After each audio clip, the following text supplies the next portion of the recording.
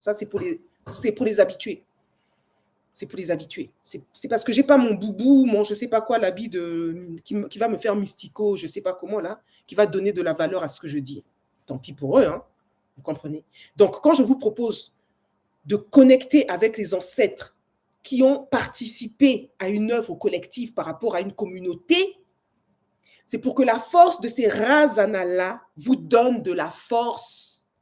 En gros, c'est comme si on va passer par eux, vous allez passer par eux pour que eux ils soient les intermédiaires avec vos lignées. C'est une manière de parler, hein, ne voyez pas ça blanc, noir et ainsi de suite. C'est une façon de faire. Ils vont vous donner de l'énergie. Cette énergie vous permettra de retrouver la reliance et de pouvoir nourrir vous aussi vos ancêtres.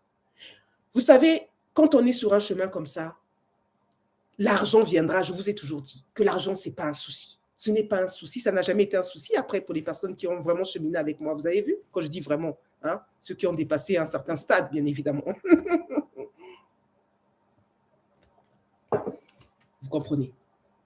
Parce que sur ces plans-là, ils ont besoin d'être nourris.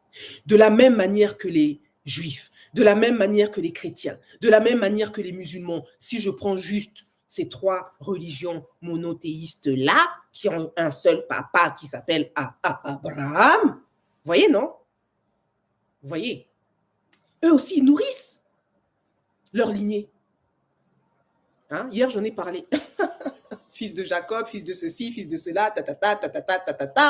Voilà la généalogie de Jésus. Il a nommé sa généalogie. Il a laissé à Marc. Je ne sais pas si c'était Marc ou Matthieu premier, je ne sais plus quoi. Bon, vous voyez ce que je veux dire? Dans le nouveau commencement, ça commence comme ça. Vous voyez? Ça commence comme ça. Mais pourquoi ça commence comme ça? Parce qu'on est en train de vous dire, dans Matthieu, que là, il y a quelque chose. Il vient de quelque part.